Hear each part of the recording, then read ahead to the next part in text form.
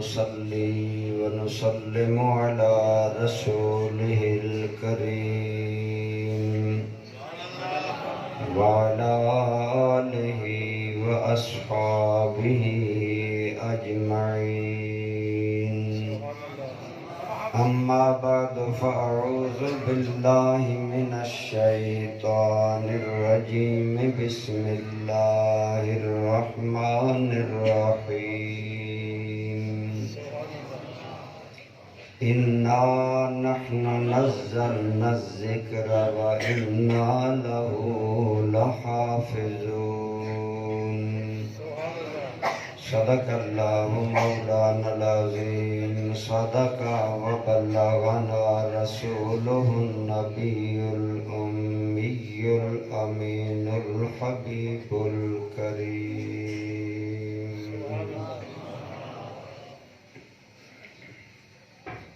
یہی ہے آرزو تعلیم قرآن ہو جائے، ہر ایک پرچم سے اونچا پرچم اسلام ہو جائے. یہی مقصد ہے دنیا سے جہالت دور ہو جائے، ہر ایک مسلم کا دل قرآن سے پر نور ہو جائے.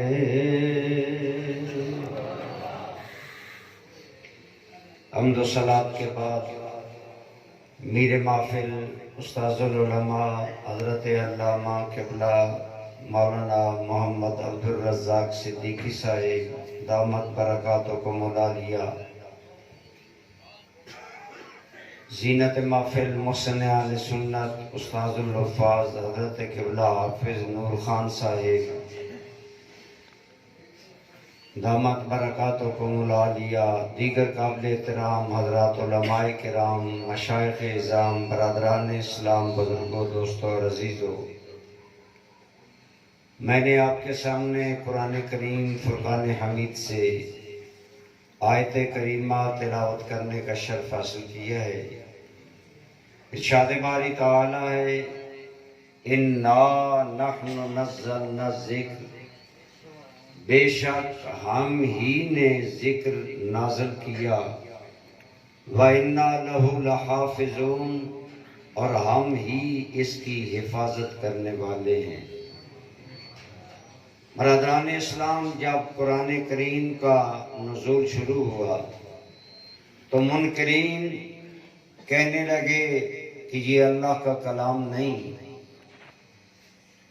مختلف وہ باتیں کرتے، کبھی کہتے ان ھذا الا اساطیر الاولین، یہ تو پہلے لوگوں کے قصے ہیں جو محمد پڑھ کر سنا رہے ہیں.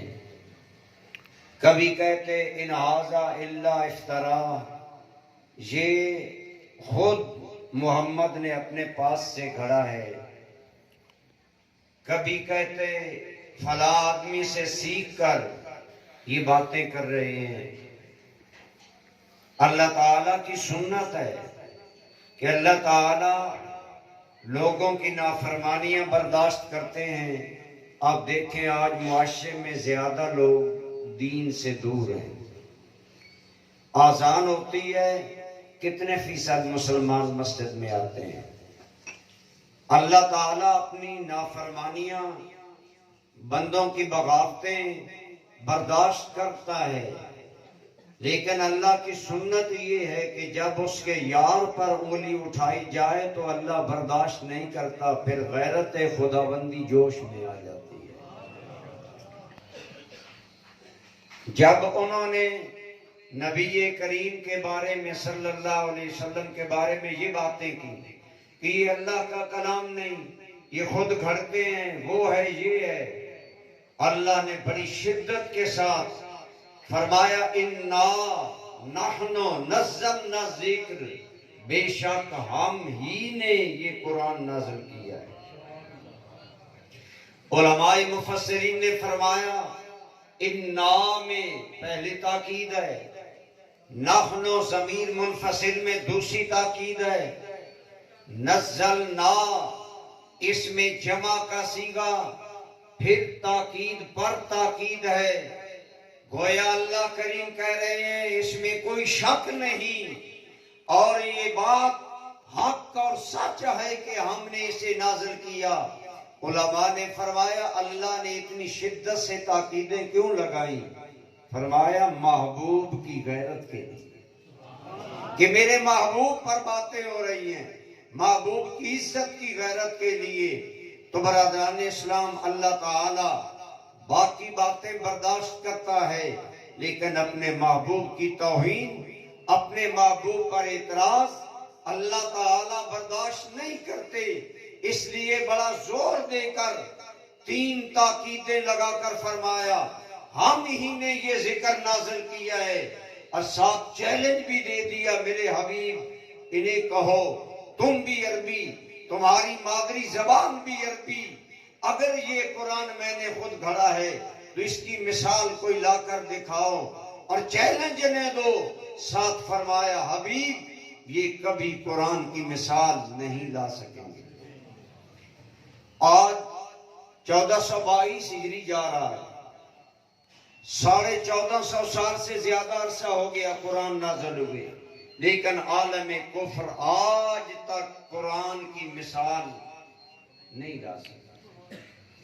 قرآن میرے آقا کا معجزہ ہے، تو برادران اسلام جس کے معجزے کی کوئی مثال نہیں لا سکتا، معجزے والے کی کوئی مثال ہو سکتا ہے؟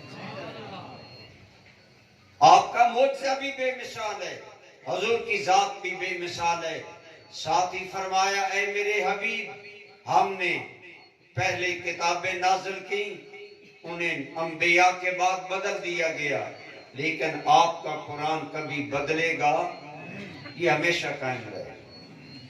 کیوں؟ اس لیے اس کی حفاظت عام لوگ نہیں کر رہے، اس کی حفاظت کوئی حکومت نہیں کر رہی کہ وہ حکومت ٹوٹ جائے تو حفاظت میں فرق آئے۔ وَإِنَّا لَهُ لَحَافِظُونَ، ہم ہی قرآن کی حفاظت کرنے والے۔ فرمایا اس کی حفاظت چونکہ ہم کرنے والے ہیں، لہٰذا یہ قرآن بدلے گا نہیں، یہ اپنی سی حالت پر رہے گا۔ آج 1450 سال گزرنے والے ہیں، قرآن نہ بدلا ہے نہ بدلے گا۔ عالم کفر نے کئی مرتبہ کوشش کی کہ قرآن میں رد و بدل کر دیا جائے، قرآن میں کوئی تبدیلی آ جائے۔ جرمنی میں ایک یونیورسٹی ہے، میونخ یونیورسٹی، انہوں نے ایک شعبہ تحقیق قائم کیا، اور انہوں نے 30 سال تک دنیا بھر سے قرآن کے نسخے جمع کیے، اور اپنی رپورٹ میں انہوں نے یہ بات تفصیل کے ساتھ لکھی کہ ہم نے عہد نبوی سے لے کر آج تک کا ہر دور کا قرآن جمع کیا، دنیا کے ہر کونے سے قرآن منگائے، ہر صدی کا قرآن حاصل کیا، ہم نے پوری تحقیق کی ہے، اور ہم دیانتداری سے یہ اعلان کرتے ہیں کہ جو قرآن محمد بن عبداللہ پر اترا تھا وہ قرآن اپنی اصلی حالت میں آج بھی موجود ہے۔ یہ غیروں کو ماننا پڑا، اور انہوں نے اپنی رپورٹ میں یہ لکھا کہ قرآن کریم میں کوئی تبدیلی نہیں ہوئی، اس کی وجہ کیا ہے؟ حالانکہ آپ دیکھیں نا، جب دو آدمی لڑتے ہیں، ہر آدمی اپنا گر، اپنا فن استعمال کرتا ہے۔ آپ کسی سے اگر لڑیں، وہ آپ کو نیچا دکھانے کے لیے ہر گر اختیار کرے گا، پہلو بدلے گا، اپنا انداز بدلے گا۔ عالم کفر اسلام اور قرآن کو دبانے کے لیے، اسلام کو مٹانے کے لیے ہر طریقہ اختیار کرتا ہے۔ آج آپ دیکھ لیں، امریکہ دنیا میں مسلمانوں کی تباہی کے سامان کر رہا ہے، کیا وہ قرآن کے خلاف کوئی سازش نہیں کرتے ہیں؟ کئی مرتبہ قرآن کے خلاف انہوں نے سازش کی کہ قرآن کو بدل دیا جائے، لیکن برادران اسلام قرآن وہ نہیں بدل سکے، کیونکہ اس کی حفاظت کون کر رہا ہے؟ اللہ کریم کر رہا ہے۔ لیکن جو اسباب ہیں قرآن کی حفاظت کے، ان میں سے ایک سبب یہ ہے جو کام قاری ظفر عباس مقصودی کر رہے ہیں، بچوں کے سینے میں قرآن منتقل کرنا، انہیں قرآن پڑھانا، بچوں کے سینے میں اللہ کا کلام محفوظ کرنا۔ جب انگریزوں کی بہت بڑی حکومت تھی جس میں سورج غروب نہیں ہوتا تھا، انہوں نے پلان بنایا کہ ایسے قرآنی نسخے شائع کرو، زبر کی جگہ زیر، جزم کی جگہ پیش، الفاظ بدل دو، حرکات بدل دو۔ مسلمان غریب ہیں، یہ تو قرآن چھاپ نہیں سکتے، لہٰذا جب قرآن کے چھاپے نئے آئیں گے، نئے کلمات، نئے حروف، نئی حرکات آئیں گی، مسلمان آپس میں لڑیں گے، کوئی زبر پڑھے گا، کوئی زیر پڑھے گا، کوئی جزم پڑھے گا، اس طرح ان کے اندر اختلاف قرآن کے بارے میں آ جائے گا۔ لیکن برادران اسلام، انگریزوں نے 10 سال اس پر کام کیا، لیکن 10 سال کے بعد جب رپورٹ لی تو جس آدمی کو انہوں نے انچارج بنایا، اس نے رپورٹ دی کہ مسلمانوں کے قرآن میں نہ رد و بدل ہو سکا ہے نہ ہو سکتا ہے۔ اس کی وجہ کیا؟ ہمارے پاس وسائل ہیں، ہماری حکومت میں سورج غروب نہیں ہوتا، اتنی بڑی حکومت اور بہت بڑے وسائل۔ تو اس آدمی نے کیا جواب دیا؟ اس نے کہا میں نے ہر جتن کیا ہے، لیکن ہم نئے قرآن کے نسخے، نئی حرکات، نئے الفاظ کے ساتھ چھاپ کر مارکیٹ میں بھیجتے ہیں، لیکن مسلمانوں کے اندر ایک طریقہ ہے کہ وہ اپنے بچیوں کو قرآن یاد کرواتے ہیں۔ ہمارا نیا چھپا ہوا جب قرآن کا نسخہ مارکیٹ میں جاتا ہے تو ان کا 9 سال کا بچہ کھڑا ہو کر کہتا ہے یہ نسخہ غلط ہو سکتا ہے، میرے استاذ کا پڑھایا غلط نہیں ہو سکتا۔ اس نے جواب دیا، اے انگریزوں، قرآن کو بدلنے کے لیے نہ وقت ضائع کرو، نہ پیسہ ضائع کرو، نہ انرجی ضائع کرو، مسلمانوں کا قرآن نہیں بدل سکتا۔ انہوں نے کہا وجہ کیا ہے؟ اس نے جواب دیا کہ وجہ یہ ہے کہ وہ اپنی نسلوں میں قرآن منتقل کر رہے ہیں، ان کے بچے اور بچیوں کے سینوں میں قرآن محفوظ ہے، اس لیے ہماری ساری کاوش ضائع جائے گی، قرآن نہیں بدلا جائے گا۔ اسی لیے ہم بھی کہتے ہیں نہ ہو ممتاز کیوں اسلام دنیا بھر کے دینوں میں، ادھر مذہب کتابوں میں، یہاں قرآن سینوں میں، یہاں قرآن سینوں میں۔ اس نے کہا جو قوم اپنی نسلوں کے سینے قرآن کے نور سے معمور کر رہی ہے، انہیں قرآن یاد کرا رہی ہے، ان کی بچوں کو قرآن یاد ہے، اس لیے ہم قرآن نہیں بدل سکتے۔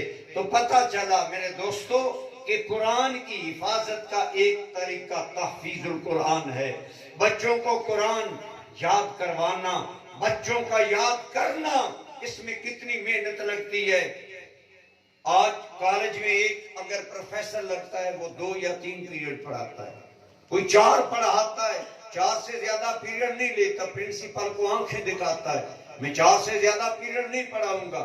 اب پون گھنٹے کے 4 پیریڈ 3 گھنٹے ٹائم بنتا ہے، 3 گھنٹے پیریڈ پڑھانے والا کالج کا پروفیسر، فرسٹ اپائنٹمنٹ 1.5 لاکھ میں ہوتی ہے، اور قاری ظفر عباس مقصودی صاحب صبح 4 ساڑھے 4 بجے جاگتے ہیں اور ناشتے کے وقفے کے ساتھ عموماً دینی مدارس میں قرآن پڑھانے والے قاری 11 بجے تک اللہ کا قرآن پڑھاتے ہیں۔ 5-6 گھنٹے لگاتار یہ کلاس ہوتی ہے، پھر زور کے بعد تقریباً 2 گھنٹے کلاس چلتی ہے، پھر عشاء کے بعد 1 گھنٹہ کلاس چلتی ہے۔ ایمان سے بتائیں دنیا کے 4 پیریڈ پڑھانے والے کو 1.5 لاکھ ملے، اور ان کلندر صفت لوگوں کو جو خدا کی زمین پر، ننگی زمین پر بعض لوگ بیٹھ کر قرآن پڑھاتے ہیں، چٹائیوں پر بیٹھ کر 10-10 گھنٹے قرآن کی کلاس پڑھاتے ہیں۔ ایمان سے بتائیں یہ لوگ ہماری عزت کے قابل ہیں کہ نہیں؟ ان کی قربانی ہے کہ نہیں؟ یہ قربانی ہے، تبھی قرآن یاد ہوتا ہے۔ قرآن کریم یاد کرنا کوئی آسان کام نہیں ہے، بہت جان جوکھوں کا کام ہے۔ ان بچوں سے پوچھیں، ان کے اساتذہ سے پوچھیں، تو یہ لوگ جو آج قرآن کی حفاظت کر رہے ہیں، حفاظ قرآن کے الفاظ کی حفاظت کر رہے ہیں، قاری قرآن کی قرات کی حفاظت کر رہے ہیں، علماء قرآن کے معنی کی حفاظت کر رہے ہیں۔ جب قرآن کے معنی پر ڈاکہ ڈالنے کے لیے مرزا قادیانی نے خاتم النبیین کا معنی بدلا اور کہنے لگا خاتم النبیین کا معنی ہے نبیوں کی مہر، جس پر نبی پاک مہر لگا دے وہ نبی بن جاتا ہے، تو علماء کے سرخیل، اہل سنت کے سروں کے تاجدار گولہ پیر مہر علی شاہ صاحب میدان میں آئے۔ آپ نے فرمایا یہ تیرا ترجمہ غلط ہے، خاتم النبیین کا معنی تو غلط کر رہا ہے۔ اگر تمہیں اپنے اس موقف پر یقین ہے تو میدان میں آ، لیکن یہ رسول اللہ کا غلام للکارتا رہا، لیکن جھوٹے نبی کو میدان میں آنے کی ہمت نہ ہوئی۔ نعرہ تکبیر، نعرہ رسالت، نعرہ حیدری، تاجدار ختم نبوت۔ میں کر رہا ہوں قادیانی نے قرآنی معنی بدلنے چاہے، علماء خم ٹھونک کر کھڑے ہو گئے، قرآن کے معنی کی حفاظت علماء کر رہے ہیں، قرآن کے اثرات کیفیات کی حفاظت صوفیاء کر رہے ہیں۔ یہ حفاظت قرآن کا سلسلہ جاری ہے، لیکن ایک بات بنیادی یاد رکھیں، میں آپ کے سامنے تقریر کر رہا ہوں، الحمدللہ ہم نے حضور ضیاء الامت کی خدمت میں بیٹھ کر پڑھا، ہم آپ کے نمخار ہیں، لیکن دیکھیں اتنے علماء فضلاء بھیراشی اسٹیج پر ماشاءاللہ موجود ہیں، یہ سارے علماء وہاں پڑھے، تو برادران اسلام ان کے تیار ہونے میں جہاں حضور ضیاء الامت کا درد و سوز احساس، جہاں حضور ضیاء الامت کا اخلاص، جہاں ہمارے اساتذہ کی شب بیداریاں، جہاں ہمارے اساتذہ کی شب و روز کی محنت شامل ہے، وہی آپ جیسے وہ اللہ کے بندے جنہوں نے دارالعلوم محمدیہ غوثیہ کو مالی مدد مہیا کی، یہ ساری چیزیں ملی تب یہ فضلاء تیار ہوئے ہیں۔ گویا ایک عالم کے تیار ہونے پر جتنی انویسٹمنٹ ہوتی ہے، خرچ ہوتا ہے، اس میں بہت سی چیزیں شامل ہوتی ہیں، اساتذہ کی محنت، دعائیں، رات دن کی کام، لیکن اس کے ساتھ ساتھ آپ جو معاونین ہوتے ہیں، جو پیسے کے ساتھ مدد کرتے ہیں، حضرت برادر محترم حافظ قاری صابر ایوب صاحب نے بڑی درد کے ساتھ اپیل کی، لیکن جو رسپانس دیا گیا وہ کوئی قابل قدر نہیں ہے۔ ہمیں تسلیم ہے کہ ابھی تک بارش نہیں ہوئی، فصلیں ہماری اچھی نہیں، لیکن میں عرض کروں گا کہ آپ نیت کر لیں۔ مثلا دیکھیں، میں تقریر کر رہا ہوں، اگر آپ میں سے کسی کو میری تقریر کا اثر ہوتا ہے، فائدہ ہوتا ہے، آپ میری تقریریں سنتے رہتے ہیں، میں لمبی تقریر نہیں کرنا چاہتا، اگر کسی کو فائدہ ہوتا ہے تو اس کا جو ثواب میرے اساتذہ کو ملتا ہے، اس کے ساتھ وہ ثواب ان لوگوں کو بھی ملتا ہے جنہوں نے دارالعلوم کی تعمیر میں مالی حصہ دیا۔ تو کوئی کام تب ہوتا ہے جب جانی قربانی بھی کی جائے، مالی قربانی بھی کی جائے۔ صحابہ نے دین کے لیے جانی قربانی بھی کی۔ جانی قربانی یہ ہے کہ ان جیسے بچے آپ وقف کریں، اور قاری ظفر عباس صاحب کی تدریس تو مسلم ہے، میرا آپ کے اساتذہ میں شمار ہوتا ہے، لیکن میں مسجد میں بیٹھ کر دل کی بات کہہ رہا ہوں کہ ان کے انداز تدریس پر ہمیں رشک ہے، ناز ہے، اتنی اچھی تدریس کرتے ہیں کہ رشک آتا ہے، کاش ہم بھی ایسی تدریس کر سکتے ہیں۔ تو اتنا مخلص انسان آپ کو ملا ہے، آپ پہلے علاقہ ان کی قدر کریں، ان کے دست و بازو بنیں، جانی مدد بھی کریں۔ جانی مدد یہ ہے کہ اپنے بچے دین کے لیے وقف کریں، اور مالی مدد یہ ہے کہ مالی سپورٹ بھی کریں۔ جہاں سیدنا صدیق اکبر نے جانی خدمت کی کہ رسول اللہ پر جان واری، واری کے نہیں باری؟ صدیق اکبر نے نبی محترم پر کئی مرتبہ جانواری اور غار ثور میں سانپ بار بار ڈس رہا ہے، لیکن صدیق ایڑی کو حرکت نہیں دیتا۔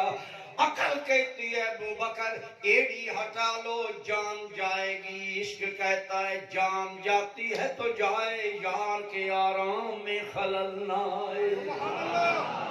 صدیق نے نقل جان پیش کی، جان قربان آئی، ایک مرتبہ نہیں کئی مرتبہ حضور پر جان قربان کی۔ حضرت ابو دجانہ میدان احد میں آئے، لڑتے لڑتے 2 تلواریں توڑ ڈالی، کیوں؟ رسول اللہ کے دفاع کے لیے۔ جب کافروں نے حضور پر حملہ کر دیا، 14 صحابہ 7 مہاجر 7 انصار حضور کے ارد گرد گھیرا بنا لیتے ہیں اور آپس میں قسم اٹھاتے ہیں کہ جب تک زندہ ہیں رسول اللہ کی طرف کوئی تیر نہیں جائے گا، کوئی تلوار نہیں جائے گی۔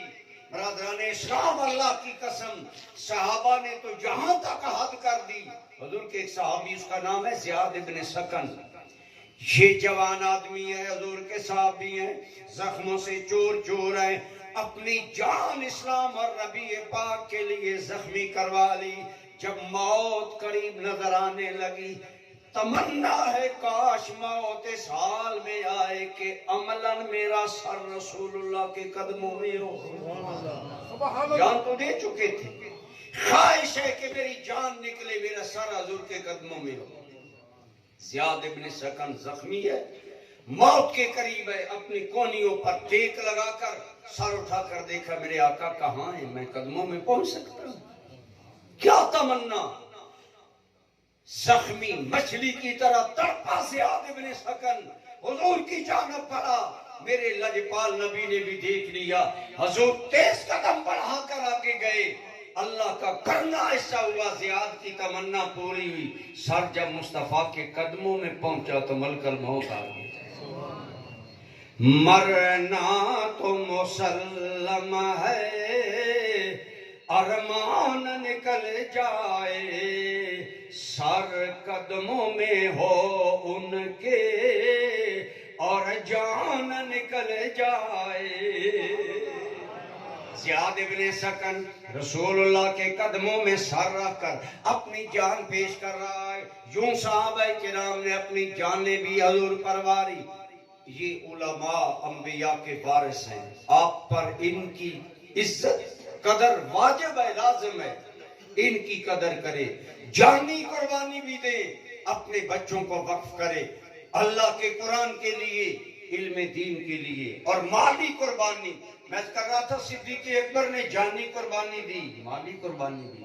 آپ علماء سے پوچھیں، کوئی ایسا موقع نہیں آیا جب صدیق پیچھے ہٹا، بلکہ اتنی رسول اللہ کی مالی خدمت کی، اتنا رسول اللہ پر مال وارا، حضور کا اشارہ ہوتا صدیق اکبر مال قربان کرتا۔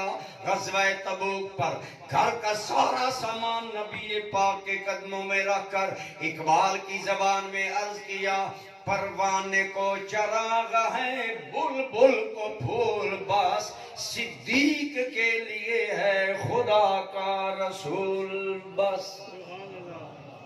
فرمایا ابو بکر گھر کیا چھوڑ کر آئے ہو؟ عرض کیا اللہ رسول کا نام، باقی سب کچھ قربان کر دیا۔ اسی طرح حضرت صدیق اکبر نے اتنی حضور کی خدمت کی کہ حضور خود فرماتے ہیں، میں تقریر کر رہا ہوں، عام انسان ہوں، جذبات میں غلط بات بھی کہہ سکتا ہوں، لیکن اللہ کا نبی جو بولتا ہے وہ یہ الہی سے بولتا ہے۔ وَمَا يَنْطِقُ عَنِ الْهَوَىٰ إِنْ هُوَ إِلَّا وَحْيٌ يُوحَىٰ، جو زبان وحی کی روشنی میں ہلتی ہے اس زبان سے فرمایا لوگو، ما نفعنی مالو احد ما نفعنی مالو ابی بکر، میں محمد عربی اعلان کرتا ہوں کسی بندے کے مال نے مجھے اتنا فائدہ نہیں دیا جتنا فائدہ مجھے ابو بکر کے مال نے دیا۔ تو اس لیے آپ پر لازم ہے، اہل ٹمن کی سامنے یہ سوالیہ نشان ہے جو حضرت صاحب ایوب صاحب نے رکھا، 10 سال اتنا اخلاص سے کام ہو رہا ہے لیکن دارالعلوم نہیں بن سکا، انشاءاللہ بنے گا۔ آج دعائیں بھی ہوں گی، دوائیں بھی کچھ ہوئیں، لیکن میں کر رہا ہوں آپ نے کما کو رسپانس نہیں دیا. ایک دن میں کام نہیں ہوتے. اپنے ذہنوں میں یہ ارادہ لے کر جائیں کہ ہم اہل علاقہ نے انشاءاللہ یہ مدرسہ یہ دارالعلوم بنانا ہے, اس کی عمارت کھڑی کرنی ہے. آپ جب بڑھیں گے نا آپ کو پتہ بھی نہیں چلے گا کہاں سے پیسے آ رہے ہیں. پھر دادن خان میں جب ہم نے دارالعلوم شروع کیا تو ہم ابتدائی طور پر تنخواہیں قرض لے کر دیتے تھے. تنخواہ نہیں ہوتی تھی, مہینہ ختم ہو جاتا. ہمارے دارالعلوم کے بانی تھے پروفیسر شبیر احمد مرحوم. کبھی وہ قرض اپنی جیب سے دیتے, کبھی مجھ سے لیتے. پھر جب دارالعلوم کی رقم آتی تو قرض واپس کر دیتے. اس انداز میں ہم نے کام شروع کیا. لیکن حضور جعل امت تشریف فرما ہوئے, آپ نے دعا کی. آج الحمدللہ تعالی وہاں 3 الگ الگ عمارتیں ہیں. بچوں کی عمارت الگ ہے, بچیوں کی الگ ہے, شعبہ تحفیظ القرآن کی الگ ہے. سرکل میں اخراجات ہمارے 15 لاکھ سے 17 لاکھ تک سالانہ ہیں اور کروڑوں کے کام ہو رہے ہیں ساتھ ساتھ. اللہ کا فضل ہے. انشاءاللہ قاری صاحب کا اخلاص رنگ لائے گا. میں امید کرتا ہوں کہ آپ حیران ہوں گے, لیکن اس کے لیے ضروری ہے کہ آپ اپنے جسموں کو سلامت رکھیں. کیا ہم آپ سے اتنا وعدہ تو لے سکتے ہیں نا کہ آپ اپنے جسموں کو سلامت رکھیں گے, آپ اپنے ارادوں کو سلامت رکھیں گے. آپ نے علماء سے سنا ہے کہ مومن کی نیت اس کے عمل سے بہتر ہے. آپ نیت کر لیں کہ جب یہ کام شروع ہوگا انشاءاللہ ہم ہر اعتبار سے قاری صاحب کا ساتھ دیں گے اور یہ ادارہ بننا چاہیے. اور بس ایک بات میں کر کے بات ختم کرتا ہوں. ایک بات یاد رکھیں کہ جو اللہ کے نام پر دیتا ہے مساجد میں مدارس میں وہ کیسا سودا کرتا ہے. حضرت عمر کا دور تھا, تاک پڑ گئے, اہل مدینہ کو گندم نہیں مل رہی. انہی دنوں حضرت عثمان نے 100 اونٹ گندم کے منگائے. جن دنوں کسی چیز کا قحط ہو تو تاجر پیسہ کماتے ہیں. حضرت عثمان غنی نے گندم منگائی, تاجر آ گئے ہمیں گندم بیچ دیں تاکہ ہم نفع کمائیں. آپ نے فرمایا بتاؤ کتنے فیصد نفع دو. ہر ایک اپنی بولی لگانے لگا.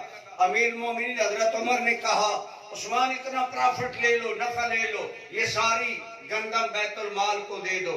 حضرت عثمان نے کہا نہیں امیر المومنین نفع تھوڑا ہے. جو تاجر نفع کہتا حضرت عثمان کہتے نفع تھوڑا ہے. اگلا دن آیا, مدینے میں منادی کرا دی اہل مدینہ آؤ اور حسب تعداد عثمان کے گھر سے مفت گندم لے جاؤ.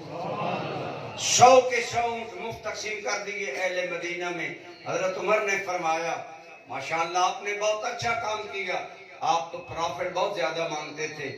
آپ نے کہا امیر المومنین جتنے تاجر مجھے نفع دیتے تھے نا وہ گن کر دیتے تھے, میں نے سودا جس ذات سے کیا ہے وہ گنے بغیر اجر عطا کرتا ہے, وہ بلا حساب اجر دیا کرتا ہے. اس لیے برادران اسلام اگر آپ دین کے معاون بنیں گے, اللہ رسول کے کام کے معاون بنیں گے, اللہ کی قسم اللہ وہ کریم ہے جو بندوں کو بلا حساب دیا کرتا ہے, وہ اجر بلا حساب دے گا. اس لیے اس جانب ضرور توجہ کریں. اور حضور جعل امت کا ایک بڑا قیمتی جملہ مجھے یاد آ گیا. آپ فرمایا کرتے تھے, کتنی پیاری بات ہے سنیں, آپ فرمایا کرتے تھے اللہ رزق دیتا سب کو ہے, لیتا سب سے نہیں ہے, لیتا انہی سے ہے جن پر اس کا کرم ہوتا. آپ اور میں ہم لوگ رزق کھا رہے ہیں, اللہ کا دیا ہوگا, لیکن اللہ کے نام پر وہ دے سکے گا جس پر اللہ کی نظر کرم ہوگی, نظر رحمت ہوگی. اس لیے وہ بخت والے جنہوں نے معاونت کی, وہ بخت والے جو معاونت کا ذہن آج سے لے کر جائیں گے. علاقے کے اہل سنت پر یہ سوالیہ نشان ہے کہ کام کیوں نہیں آگے بڑھ رہا. آپ ضرور اچھے ارادے کر کے جائیں, اچھی نیت کر کے جائیں اور اس کے دست و بازو بننے کی, ادارے کے دست و بازو بننے کی نیت کر کے جائیں. ہم امید کرتے ہیں کہ آپ لوگ توجہ کریں گے. میں اس موقع پر عزیز مکرم حضرت علامہ قاری ظفر عباس صاحب, ان کے دوستوں کو مبارکباد پیش کرتا ہوں کہ الحمدللہ بڑا وہ معیاری کام کر رہے ہیں اور بہت اچھا کام کر رہے ہیں. انشاءاللہ وہ ضرور کامیاب ہوں گے. آسانی آتی ہے لیکن پہلے تھوڑی تھوڑی مشکلات ہوتی ہیں, تو انشاءاللہ یہ مشکلات کے دن ختم ہو جائیں گے. قبلہ استاذ یہ مکرم دعا فرمائیں گے, دیگر مشائخ علماء دعا کریں گے. یہ اتنے آپ سوچتے ہوں گے نا تقریر تو ایک دو عالم کرتے ہیں، اتنے علماء کیوں بلائے جاتے ہیں؟ دراصل یہ دعائیں لینے کے لیے بلائے جاتے ہیں، تو وہ ضرور ہمیں دعائیں دے کر جائیں گے۔ اللہ تعالیٰ عزیزم قاری ظفر عباس صاحب آپ کی صحت میں، عمر میں برکت عطا فرمائے اور اس ادارے کو ہمیشہ سلامت رکھے، اور آپ کو اور ہم سب کو اس کے ساتھ جو ممکن تعاون ہو وہ کرنے کی اللہ تعالیٰ توفیق عطا فرمائے۔ وما علیہ